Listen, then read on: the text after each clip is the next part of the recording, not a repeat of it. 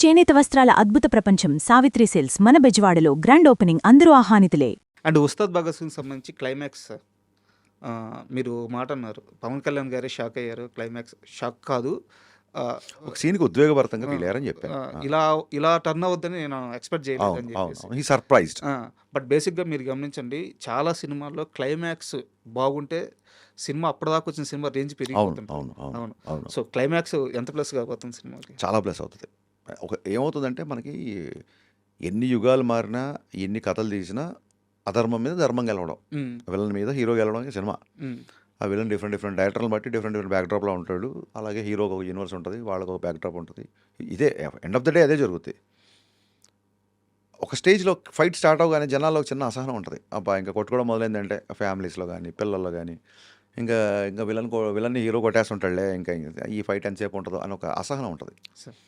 దాన్ని బ్రేక్ చేసే దిశగా ఈ సినిమా క్లైమాక్స్ ఉంటుంది. ఈ సినిమా క్లైమాక్స్ లాస్ట్ షార్ట్ వరకు ఒక చిన్న ఉత్కంఠతతో ఏంటిది అన్నట్టుగా చూస్తారు. అండ్ ఈ సినిమాకి సంబంధించి ఇద్దరు హీరోయిన్స్ సార్. అవును, రాజీగణ శ్రీలీల గారు. అవును, హీరోయిన్స్కి మీ సినిమాల్లో ఎంత ప్రత్యేకత ఉంటుందో, స్క్రీన్ స్పేస్ ఉంటుంది, అందంగా కనిపిస్తారు, పాటల్లో చాలా బాగుంటారు, కాస్ట్యూమ్స్ అదిరిపోతాయి.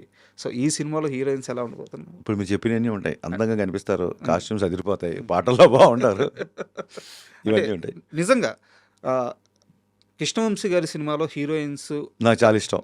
తర్వాత మీ సినిమాల్లో థ్యాంక్ యూ అండి, it's good complement. Tanikella Bharani garu ఒక మంచి మాట అన్నారు, మంచి డైరెక్టర్ రావాలంటే ఎక్కువ సినిమాలు చూడడం కదా, ఎక్కువ పుస్తకాలు చదవాలన్నారు. అదేంటి బాబాయ్ అన్నాను.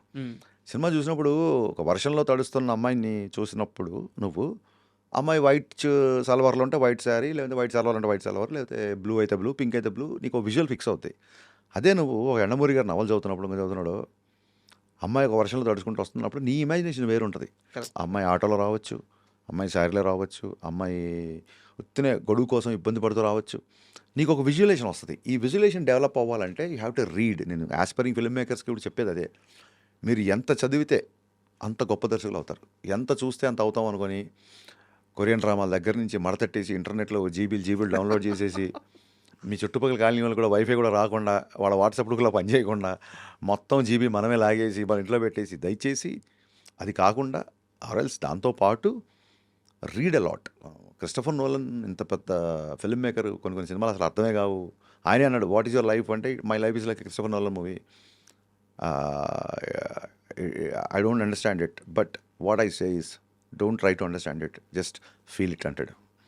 అలాగా పుస్తకం చదివినప్పుడు ఆయన ఇంగ్లీష్ లిటరేచర్ చదువుకున్నాడు లండన్లో. సైంటిఫిక్ బ్యాక్డ్రాప్లో అంత ఎక్స్ట్రానరీ స్క్రీన్ ప్లేలతో చేసే నోలన్ ఇంగ్లీష్ లిటరేచర్ చదువుకున్నాడు. సో చదవడం మూలంగా వచ్చే ఇది, దాని మూలంగా చిన్నప్పటి నుంచి పద్యాలు చదవడం మూలంగానో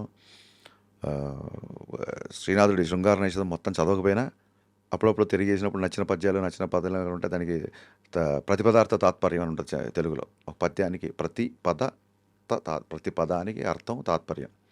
అలా కొన్ని పద్యాలు చదవడమో, లేకపోతే చేమకూర వెంకటకవి కొన్ని పద్యాలు చిన్నప్పుడు అలా టచ్ చేయడము. సో దాని మూలంగా ఆ స్త్రీత్వం అనేది అందంగా చూపించాలన్న ఒక. హరిశంకర్ మీద చలం ప్రభావం ఏమైనా ఉందా? నేను మైదానం సినిమా తీద్దామని వచ్చినాను ఇండస్ట్రీకి. ఎండమూరి గారి ప్రేమ, ఆనంద బ్రహ్మ, ఈ పుస్తకాలని సినిమాలుగా చేసుకుందామని వచ్చినండి. దాని తాలూకు భావుగత మీకు షాక్లో ఉంటుంది.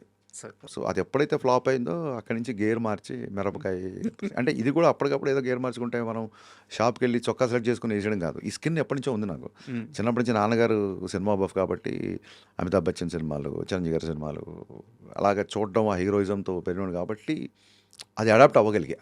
సార్ అంతే. పవన్ కళ్యాణ్ గారి విషయంలో హరిశంకర్ ఏది చేసినా తర్వాత కాలంలో అది ఆయన కెరీర్కి ఆయనకి ప్లస్ అవుతూనే పోతుంది. అంటే అది మీరు తెలిసి చేసినా తెలియక చేసినా యాదృచ్ఛికం, యూనివర్స్ అంతే. అది గబ్బర్ సింగ్లో ఎందుకు ఆ గ్లాస్ పెట్టామో ఏంటి తెలియదు, అది పార్టీ గుర్తు అవడం ఏంటి, దాని మీద మళ్ళీ 12 ఏళ్ళ తర్వాత నేను ఒక డైలాగ్ రాయడం ఏంటి, యాదృచ్ఛికం ఆర్ యూనివర్స్ కాల్ అంతే. మొన్న మీరు కాలేజీకి వెళ్ళి, మల్లారెడ్డి గారి కాలేజీకి వెళ్ళి ఒక ఫంక్షన్ సాంగ్ అని చెప్పి చేస్తే ఎర్ర తుండు అందరూ కట్టుకొని మీకు అట్లా స్టేజ్ మీదకి ఇస్తుంటే, అంటే సారీ ఈయనకేమన్నా భవిష్యత్తు ఏమన్నా తెలుసా? ఎలా? కళ్యాణ్ గారు కూడా ఉందండి. ఇప్పుడు టీ గ్లాస్‌ని ఆయనకంటే చిన్న కళ్యాణ్ గారు ఇండస్ట్రీకి రాకముందు కూడా ఆయనకు ఆ గాజు గ్లాసు ఫ్యాసినేషన్ సెట్‌లో కూడా గాజు గ్లాసులోనే తాగుతారు టీ. హ్మ్. ఆ కండువా ఇయన్నీ ఆయన ఇష్టపడే విషయాలు. హ్మ్. అవి లక్కీగా నా సినిమా ద్వారా ముందు జనాలకు కనపడ్డాయి. కల్ట్ కెప్టెన్ అని చెప్పి కొత్త అదే పేరు సోషల్ తెచ్చారు. మీడియాలో పెట్టాను, ఆ! టీజర్‌లో ఏసామండి అంతే. దాన్ని మించి నేను దాన్ని అలాగ అంత సీరియస్‌గా తీసుకొని అలాంటి ట్యాగ్స్ హీరోలకు బావుంటాయి. డైరెక్టర్‌లకి ఏం బావుంటాయి. ఏదో రాస్తారు. ఇంతకుముందు పవర్‌ఫుల్ డైరెక్టర్ అనేవాళ్ళు. హ్మ్. ఇప్పుడు జగన్ గారిని డేరింగ్ డైరెక్టర్ అంటారు. పూరి జగన్నాథ్ గారు మన వినాయక్ గారిని డాషింగ్ డైరెక్టర్ అంటారు. ఏదో వాళ్ళ ఫ్యాన్స్ వాళ్ళ సరదాగా వాళ్ళ హీరో సినిమా వస్తున్నప్పుడు సరదాగా పిలుచుకుంటారు. మా marketing Nizam teaser first time వెళ్తుంది కదా ఏద్దాం అని చెప్పి ఏసాను తప్ప దాన్ని భుజాల మీద ఏసుకొని దాన్ని సీరియస్‌గానే తీసుకొని దాన్ని ఒక బిరుదులాగా తగిలించుకోవడం అయన్నీ లేవండి. బట్ ట్యాగ్ మోయడానికి ఒక పవర్ ఉండాలి సార్. నాకు తెలిసి హరీష్ శంకర్‌కి ఆ పవర్ ఉంది.